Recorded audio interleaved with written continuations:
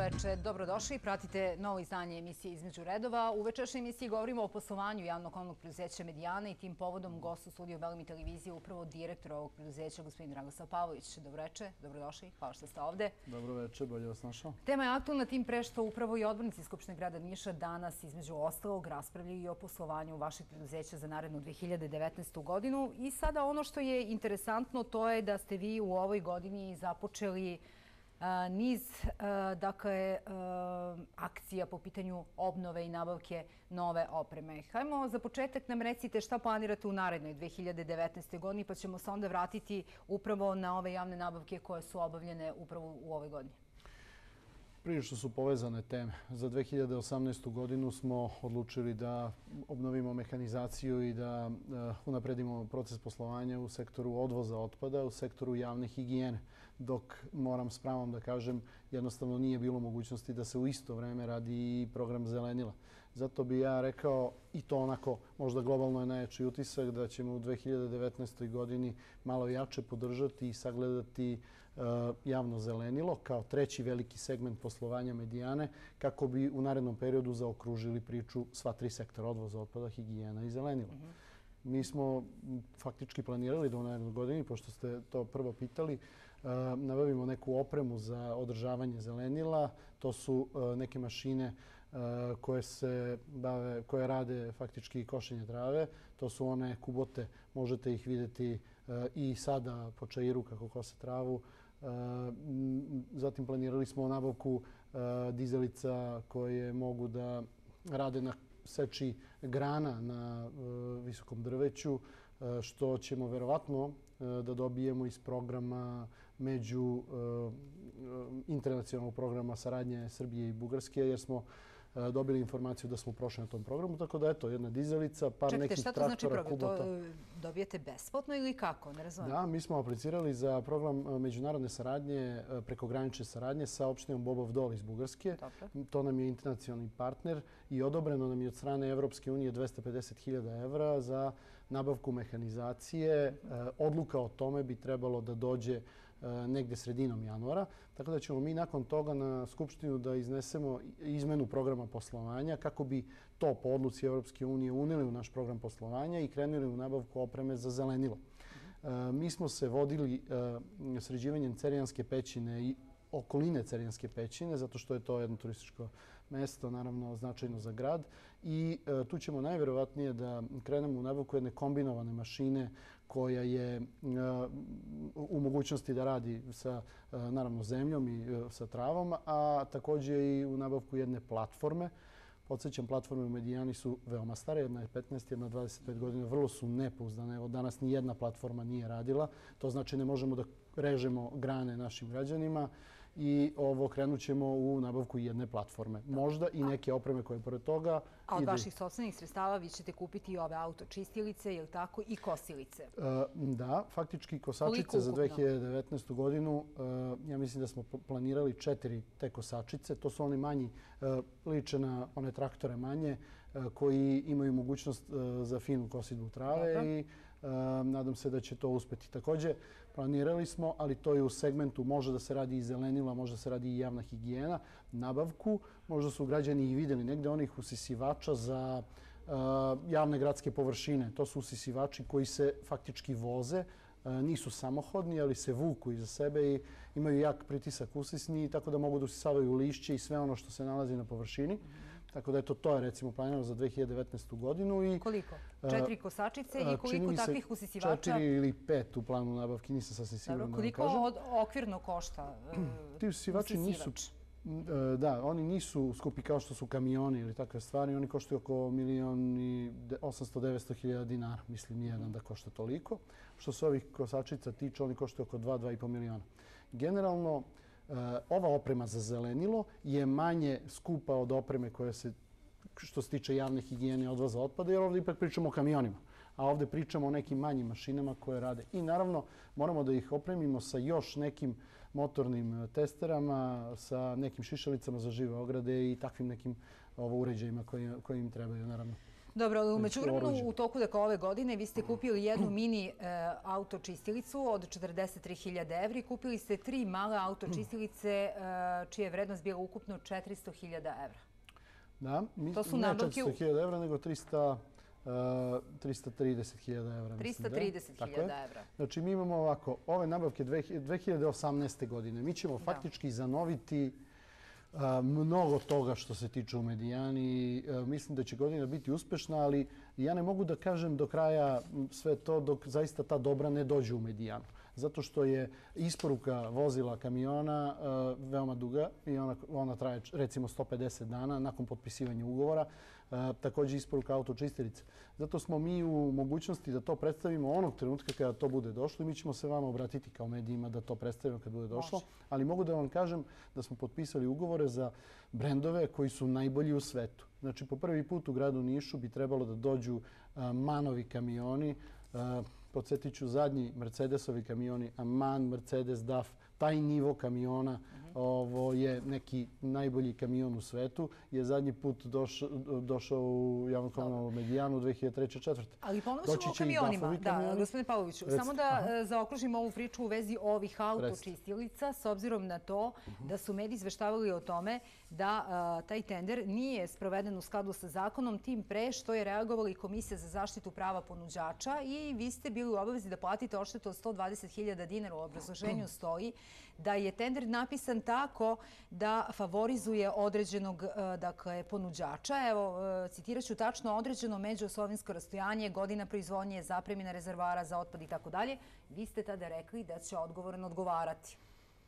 Da, ukoliko se pokaže da je zaista to nešto što je urađeno mimo zakona, naravno da će odgovorni odgovarati. Mi smo u svakom slučaju na osnovu komisije, odnosno obrazloženja Komisije za zaštitu prava ponuđača, gde je bilo par nekih stvari koje je trebalo promeniti, adekvatno promenili te stvari onako kako je komisija naložila i potpuno po zakonu, u skladu sa zakonom, je nastavljen taj postupak javne nabavke. Tako da mi je drago da mogu da kažem da je on završen u skladu sa zakonom. Ja, naravno, nisam istražni organ, niti mogu da ulazim duboko u suštinu. Meni je bitno da je faktički ovaj postupak nakon obrazloženja komisije kako treba uraditi promenjen na način na koji treba uraditi i naravno završen u skladu sa zakonom. I platili ste kaznu 120.000 dinara, tako? 120.000 dinara je kazna koja ide Republičkoj komisiji za zaštitu prava ponuđača, znači državi, ne nekom privatniku, nekom privatnom subjektu, nekom privatnom licu, nego državi, i to je nešto što faktički komisija može da uradi ukoliko smatra da neka pitanja tamo treba promeniti. O ovoj nabavci kamiona za čišćenje snega, u pitanju je 5 kamiona Kipra, nije se nešto intenzivno o tome govorilo u medijima, ali kada je u pitanju čišćenje žvaka upravo ovde na trgu Kralja Milana, tu je bilo oprečnih mišljenja po tom pitanju.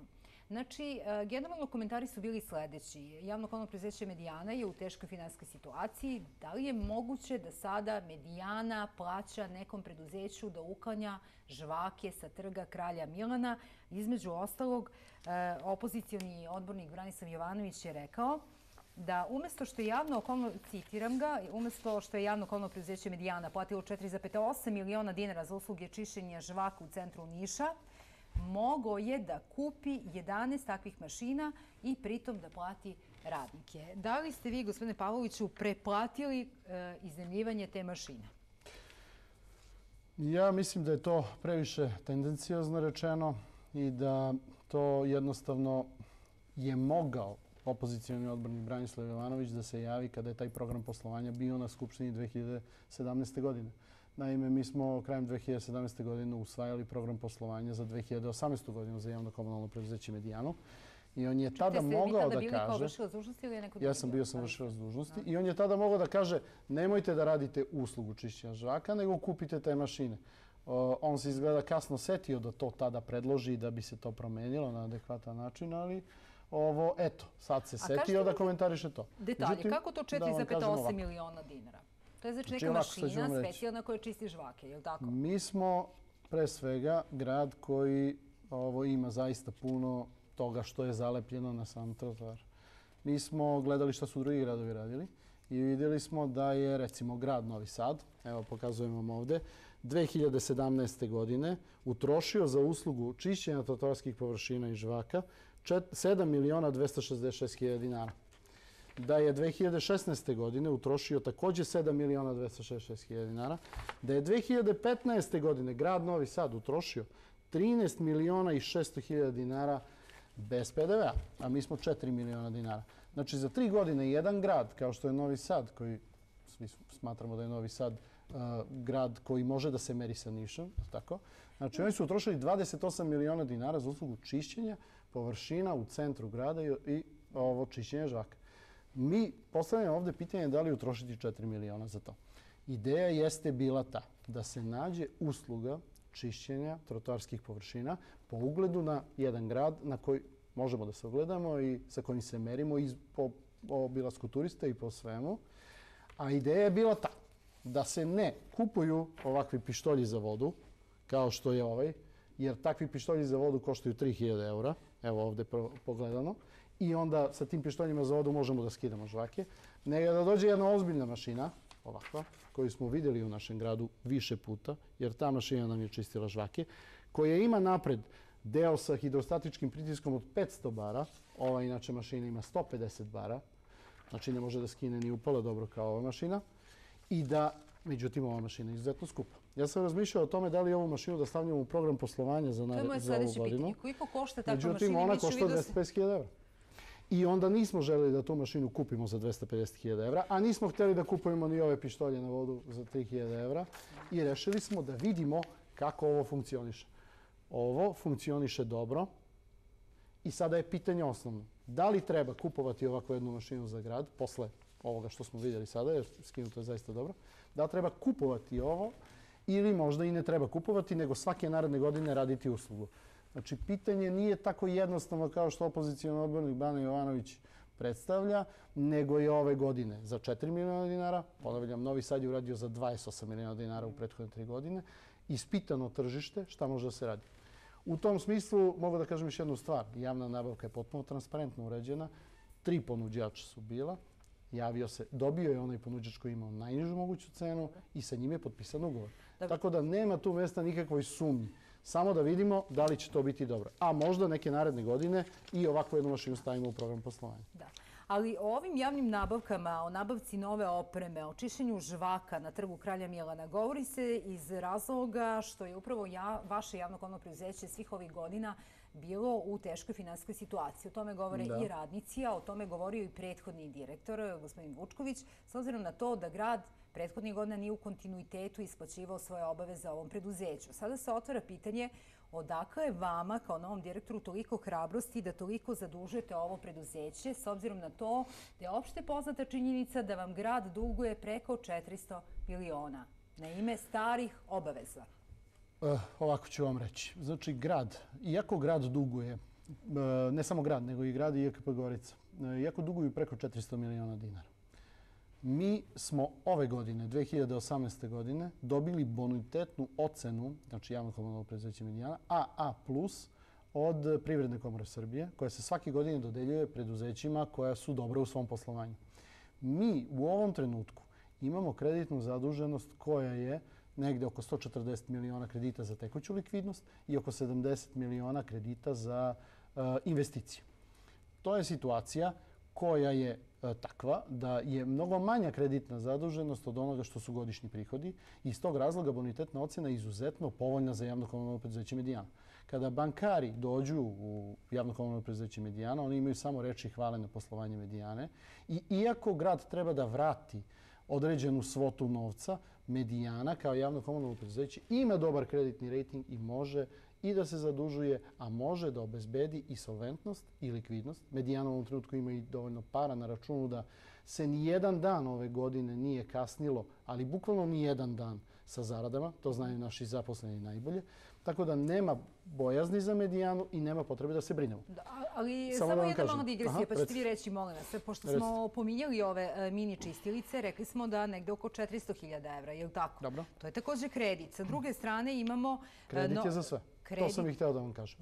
Kreditna zaduženost na kraju naredne godine, 2019. znači 31.12.2019. je projektovana na 388 miliona dinara u odnosu na, saberite ovo, 210 u ovom trenutku. Pa ne, ali ovih 5 kamiona rečeno je da košta nekde oko 420.000 evra. Ovih 5 kamiona koji tek treba da stignu. 50 miliona dinara i ovo još 50. 49,8, je li tako? Tako. Znači možemo reći negde oko 800.000 evra da ste vi... Da, to je oko 100 miliona dinara. Znači, mi ćemo dodati kreditnu zaduženost Medijani. Grad će to nama platiti u naredne 3 godine i mi ćemo vratiti banci u naredne 3 godine.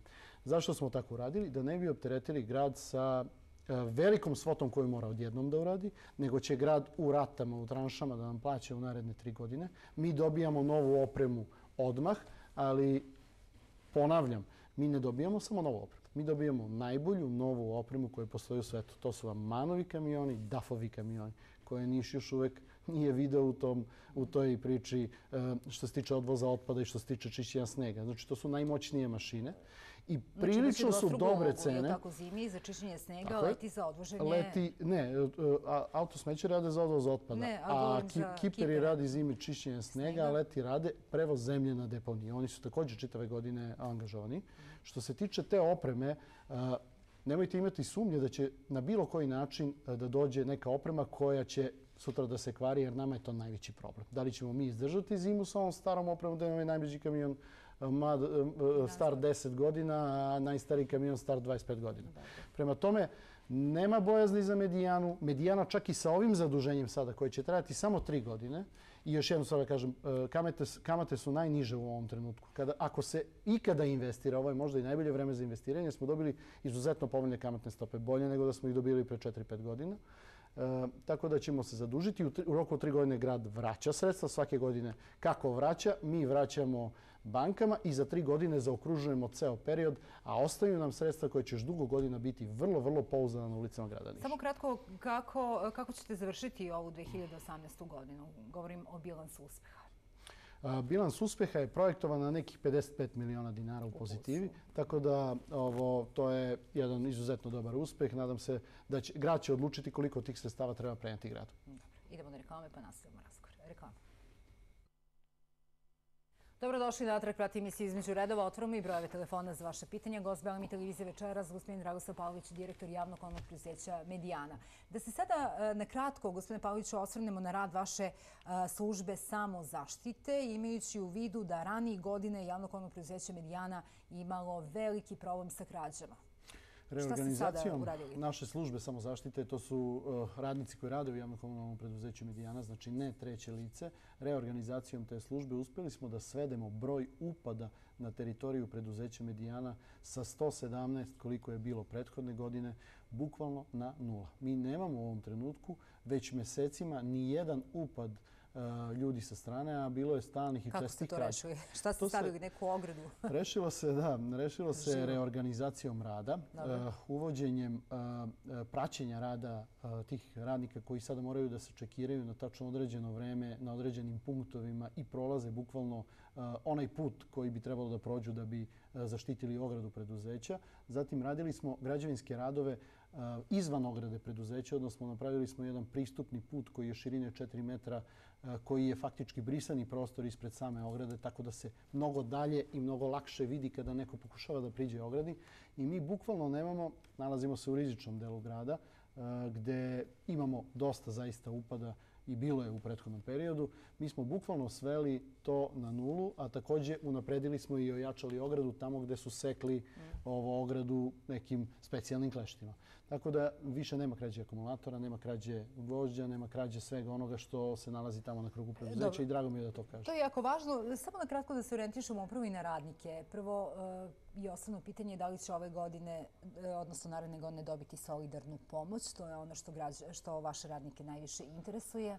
Da, solidarna pomoć pola, znači Samostalni sindikat Srbije kao vođa te grupe zajedno sa javnim komunalnim preduzećima sa nivou Srbije pregovaralo sa Vladom Republike Srbije o tome da radnici javnih komunalnih preduzeća dobiju solidarnu pomoć. To se prvi put primjenjivalo prethodne godine. Ove godine će također da se primenjuje. Ali se odobrenje ne daje upravo grad Niš, je li tako, kao vaš osnivač? Ne, ovo je nešto što se primenjuje na teritoriji čitave Republike Srbije. Znači, za, recimo, kao što je uvećanje zarade kod lekara, policije, vojske, tako ide solidarna pomoć kod javnih i javno-komunalnih preduzeća iz razloga što je takav model usvojen. U redu, ali to se isplaćuje iz vašeg budžeta? To se isplaćuje iz našeg budžeta. Mi smo samo dobili odobrenje Vlade Republike Srbije za ona preduzeća koje su solventna i mogu to da urade i isplatit ćemo u petak našim radnicima. Kažete koju sumu? 41.200. 41.200, znači sada u petak. Tako je. Dobro, to je jako dobra vest za njih. Izuzetna vest. Samo da čujemo, Gado se. Hvala, dobro večer. Dobro večer. Dobra pomoć za Novu godinu. Izvolite. Dobro večer, jeste. Veliki pozdrav Dušice za vas i naših gosta. Hvala vam. Imam dve pohvale i dva zapažanja. Recite. Želim puno da pozdravim direktora Pavlovića, koje može se seća od marta meseca na moju inicijativu, a on je odmah sutradan reagovao i očišćen je put prema Popovcu, onaj deo prema igralištu. Sećam se, hvala vam. Međutim, zamolio bih ga da on to sad obiđe da vidi kao da nije čišćio, pa bi svoj autoritet trebao da upotrebi da tu malo više komunalna inspekcija povede pažnju. Da. A želio bih posebno da pohvalim njegove radnike koji su služili ovdje u Novom Selu, čiste higijenu. Mislim da svako bi trebao da se ugleda na njih kako to oni obavljaju. A imam dva zapažanja. Na groblju u Novom Selu postoje veliki kontejner. Sada je stavljen mali kontejner. Tu je oko njega uvek đubre. Ranije to bilo jako dobro. Bio onaj veliki kontejner, ali sad ovaj mali ne može zadovoljiti potrebe građana. I ne znam šta su uradilo sa mesnom zajednicom. Ispred mesne zajednice postojala su dva kontejnera. Sad su oba sklonjena. Sad je tu đubre uvek. U Novom Selu? Veliki pozdrav u Novom Selu, da. Za gospodina Pavlovića. Hvala vam puno, hvala. Evo, pre nego što gospodin Pavlović odgovori, čućemo naredno pitanje. Halo, dobroveče. Dobroveče. Dobroveče, izvolite.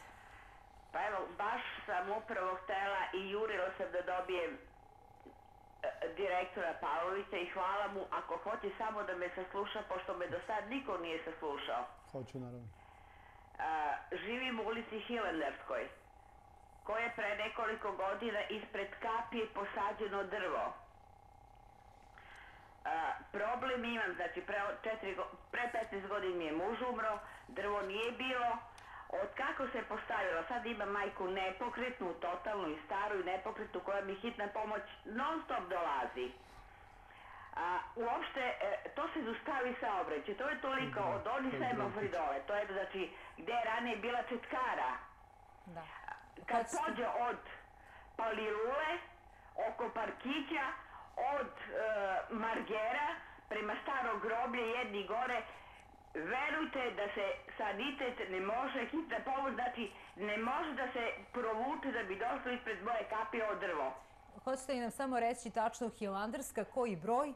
Broj 4. Broj 4. Evo, odmah će vam gospodin Pavlović odgovoriti. Gospodin Pavloviću, drvo. Što se tiče Hilandarske broj 4, sutra će već naša ekipa otići na lice mesta, pronaći ćemo vlasnike kuće i vidjeti šta možemo da učinimo povodom toga. Budite prepodne Znate kući, i sami, da kažemo. Slobodno može. Naravno, mi u svakom slučaju to nije posađeno mimo gradske odluke. Uvek kad se sadi nešto, to se radi uz pomoć Sekretarijata za komunalne delatnosti gde se dobija tačno određena lokacija gde se nešto sadi. I sada ne treba tek tako reći poseći ćemo drvo. Hajde da vidimo u čemu je reč. Mi sečemo samo ona drva koja su prilično stara, trula i koja nekom prave smetnju. Sutra ćemo videti i odgovoriti gospođi. Put ka Popovcu, da? Put ka Popovcu, također već sutra će naše ekipe biti tamo na licu mesta da vidimo šta se tu radi, da znate da taj deo Put ka Popovcu nije u programu Zelenila za ovu godinu što se tiče čišćenja. Što se tiče javne higijene, mi smo imali 23 deponije koje smo očistili po programu gradskog. Sve smo ih uradili i nisam siguran sada da kažem da li je ova deponija kod Popovca bila među tim deponijama. Ukoliko je deponija na privatnom zemljištu, skoro smo imali neku inicijativu građana naselja Nikola Tesla, mi nemamo prava da je čistimo jer ona je na privatnom zemljištu, nego komunalna inspekcija treba da izađe i da napiše kaznu što je to na privatnom zemljištu. Tako da i ovo kod Popovca moramo da vidimo. Ako je na javnom zemljištu, mi ćemo učiniti sve napore da sklonimo. I još jedna stvar, to je groblje Novo selo. Znači, postavit ćemo veliki kontejner, zašto ne, izaći ćemo tu u susret, to možemo. A što se tiče mesne zajednice, mislim da je gospođa zvala, na inicijativu građana Novog sela i mesne zajednice Novo selo, mesne kancelarije Novo selo, mi smo te kontejnere na samoj okretnici sklonili. Mislim da se priča o istoj lokaciji i mislim da je to baš ona okretnica u Novom selu za autobus. A zbog čega ste ih sklonili? Zato što je postojala inicijativa građana ka Sekretarijatu za komunalne delatnosti. Imamo puno situacija gde građani imaju različito mišljenje o tome šta gde treba biti. Neki građani su mislili verovatno da to ruži tu samu okretnicu, pa su rekli da se to skloni. Sekretarijat za komunalne delatnosti je to prihvatio. Mi smo uradili to po njihovom nalogu. Međutim, ima onih drugih građana koji smatraju da je to svrsishodno da tu stoji i uvek postoje takve stvari da neko misli jedno, drugi, drugo. Halo, dobro veče. Dobro veče. Izvolite. Dobro veče. Pozdrav, Dušice, zovem iz Panteleja, da podsjetim gospodina Pavlovića. Već za te kante, đubretarske što bi rekla, bilo je u planu posle deljenja one bugarske kante, kako da kažem, pa obećali su i Bratislav Vučković i Pavlović, međutim od Pantelej i Crveni krst te dve opštine kao da su siročići ili zamorčići. A sam čula da nisu sad tako na staklene noge, pa bi mogla gospoda malo da se osvrne i na ove sirotinske građane Ničke. Hvala vam. Hvala vam puno. Evo, čućemo gospodine Pavlovića. Da, plave kante. Podeljeno je 16.000 plavi kanti 2016. godine i radi se odvoz sa teritorije Medijane i dela Palilule. Gospođa je potpuno upravo, na Panteleju nema odvoza otpada, odnosno podele na reciklabilnu frakciju i na komunalnu frakciju. Što se tiče plavih kanti, ja sam želeo da jedan od programa prekogranične saradnje ove godine bude upravo to da nabavimo novu količinu plavih kanti. One uopšte nisu jeftine. Treba da se nabavi 15-20 hiljada plavih kanti, što je zaista, to su desetine miliona dinara. Prilično opterećeni mehanizacijom, poboljšanjem mehanizacije, nismo bili u mogućnosti da i to unosimo u plan. Mislim i potpuno sam uveren, zato što to je uzeto tada 2016. iz projekta Evropske unije. Kao što sad ove godine kupujemo mašine za zelenilo. Ja sam zaista želeo da tu budu plave kante i da nastavimo tu tendenciju da obskrbimo ceo grad plavim kantama. Međutim, nije Evropska unija dozvolila da to bude ta vrsta dobra, nego je tražila da to bude neka mehanizacija. Mi smo se odlučili na mehanizaciju za zelenilo. Ali naredne godine možda. Za narednu godinu nismo stavili u program poslovanja za 2020. Za 2020. Ukoliko ne bude nekog evropskog poziva gde ćemo aplicirati za plave kante, da, uradit ćemo to, stavit ćemo u program. Odlaganje kabastog otpada je također tema koja interesuje naše građane, ali pre toga da čujemo gledalce. Halo, dobroveče. Dobroveče. Dobroveče, izvolite. Dobroveče. Htio bih gospodina Pavlovića da pitam jedno pitanje. Izvolite.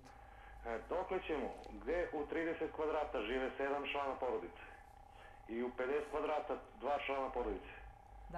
Da plaćamo po kvadraturi, ja mislim da više ti 7 člana naprave smeće u odnosu na ove 2 člana. Hvala. Hvala vam. Vrlo često se može čuti upravo ovakve inicijative da se promeni način obračuna. Šta vi mislite o tome? Javno komunalno preduzeće Medijana nije direktno nadležno za to. Mi primenjujemo gradsku odluku. Ako grad Niš odluči da to bude promena, mi ćemo se prilagoditi tome. Međutim, moram da vam kažem jednu stvar. Da bi to uradili i da bi radili po kilogramima otpada, da ne radimo prema kvadraturi, potrebno je mnogo toga da se zanovi. Znači, prvo, svi kamioni koji rade odvoz otpada moraju da imaju na sebi vage, odnosno neki način merenja otpada. Drugo, moraju da se svi građani opskrbe nekim tim plavim kantama ili kesama u koji će da odlažu otpade sa nekim bar kodovima. Ali da li je to ideja da se meri količina otpada ili ideja... To je drugi način. Pa ne, ali samo da okvirno kažete, znači ovdje naš gledalac kaže ne po kvadraturi stana, nego po broju članova porodice. Pa onda vi procenite koliki trošak pravi jedna osoba, pa ćete onda na osnovu toga izdavati račune. To je već na gradu. Ja pričam kako bi mi reagovali da se radi onako kako u zapadnoj Evropi kako se radi. Pa sam zato mislio da je to inicijativa.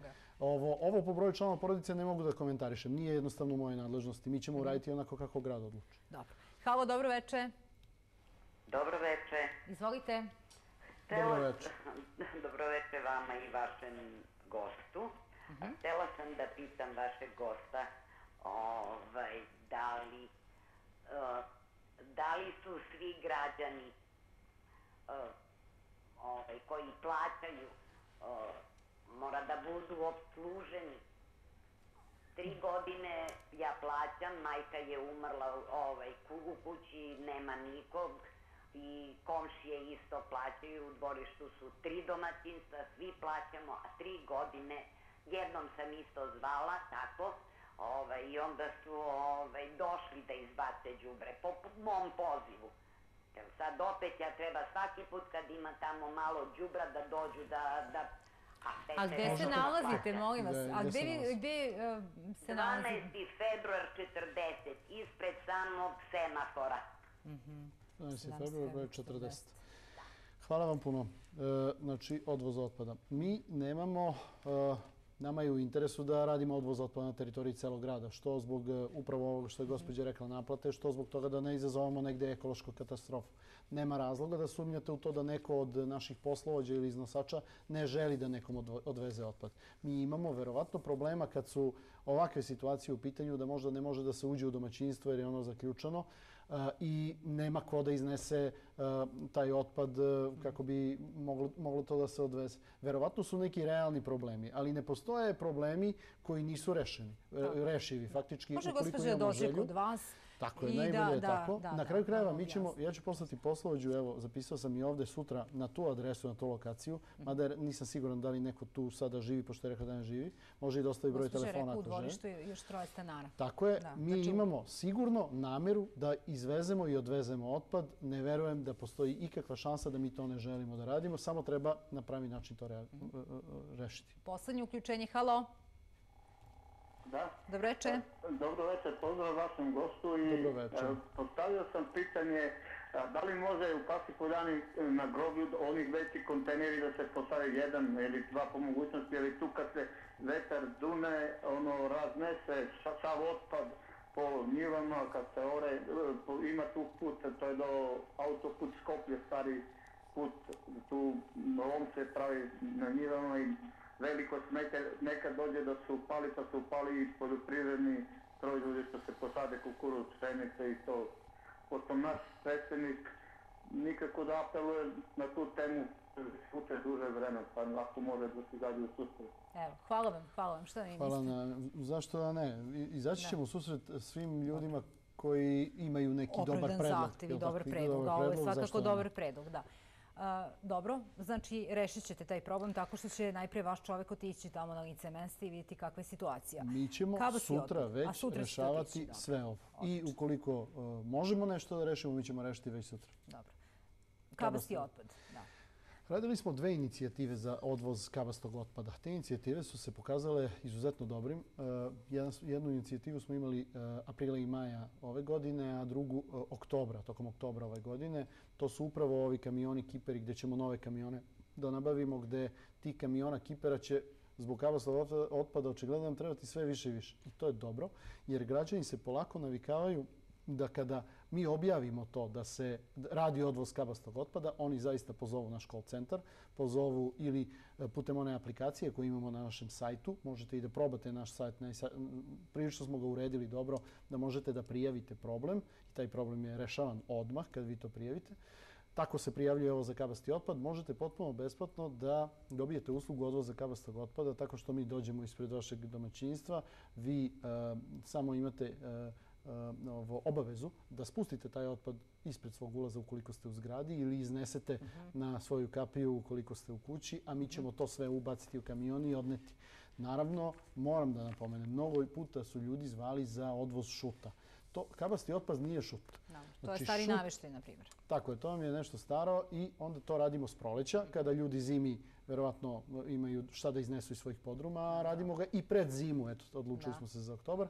I verovatno ćemo i početkom naredne godine ove kamione iz javne higijene nakon završetka zimske sezone uputiti na tu stranu, dok će zelenilo raditi zelenilo tamo negde aprila, maja. Što se šuta tiče, šut je inertan otpad. Šut treba odvesti na našu deponiju, a ne bacati ga pored reke. Znači šut kao inertan otpad, zemlja, šut i takve stvari. Mi na našoj deponiji imamo cenovnik po kome može to da se odloži. Gradska uredba je to tako uredila. I što se nas tiče, mi samo poštujemo ono što piše u gradskoj uredbi. Ako imate neki odvoz otpada, morate da odnesete to na deponiju. Što se tiče same zemlje, moram da vam kažem, to se ne naplaćuje jer nama je zemlja inertni materijal, njome pokrivamo slojeve otpada na deponiji. Možete koliko god zemlje imate da vozite direktno na deponiju. Koliko to otprilike košta? Što se tiče šuta, uglavnom se to radi tako što iznajmljujemo taj jedan veliki trapezoidni kontejner od 5 kubika na jedan dan i čini mi se da je tu cena oko 3000 dinara za jedan dan gdje možete 5 kubika tog šuta da iznesete. Mi dođemo, dovezemo vam i posle vam odvezemo. Dobro. Pri kraju smo večerašnje emisije. Da rezimiramo, najpre, da li svi mi možemo da očekujemo da će cene i u narednoj 2019. godini biti otprilike na ovom nivou? Što se tiče programa poslovanja za 2019. godinu, mi smo uneli jednu inicijativu da dođe do promene cene odvoza otpada i da se cena faktički uskladi sa povećanjem inflacije u nekom prethodnom periodu. Zadnji put je cena mijenjena u 2013. godini, 6 godina će proći od trenutka kada nije bilo promene cene. Za to vreme troškovi života, inflacija je porasla 9,44%. To smo dali da nam spreme ljudi koji se razumeju te stvari i mi ćemo potražiti, nije sigurno da ćemo i dobiti, naravno od grada odobrenje za to, neko usklađivanje cena. Smatramo da je pravo vreme da se nakon 6 godina radi malo na usklađivanju cena iz razloga što javno komunalno preduzeće Medijana treba da nastavi svoje stabilno i funkcionalno svoj rad. Za koliko procenta ćete tražiti povećanje cena? Da znate još jedno, pa još uvijek nismo utvrdili, ali to će biti okvirno upravo ovo što sam rekao. Ako su porasli troškovi za 9,44, toliko ćemo tražiti i povećanje. Ono što sam želeo da kažem je da su jako porasli troškovi zarada u javno komunalnom preduzeću Medijana i nije slučajan razlog tome. To je povećanje osnovice minimalne zarade, pošto će minimalna zarada početi sa 24 na 27.000 dinara minimalna zarada. To će prilično da optereti kompletnu finansijsku sliku Medijane tako što će da uveća rashode za zarade za čak 80 miliona dinara. Dobro. I to će biti veliko opterećenje. Zato i kažem, kada se to uveća, onda je nekako logično da i dođe i do usklađivanja cena, jer usklađivanje zarada ide sa usklađivanjem cena. Povećavaju se zarade, pa i cene mogu da se povećaju. To ima svoju opravdanost. Ali na kraju da ponovimo onu informaciju, mada verovatno radnici već svi znaju da će u petak dobiti solidarnu pomoć od 41.200 dinara, je li tako? Oni su pola solidarne pomoći dobili 30. juna, drugu polovinu će dobiti u petak. U petak. Hvala vam puno na gostovanju. Hvala i vama. Hvala vama, pošteni gledaoci. Ostati dalje uz program Realni televiziji. Prijetno večer.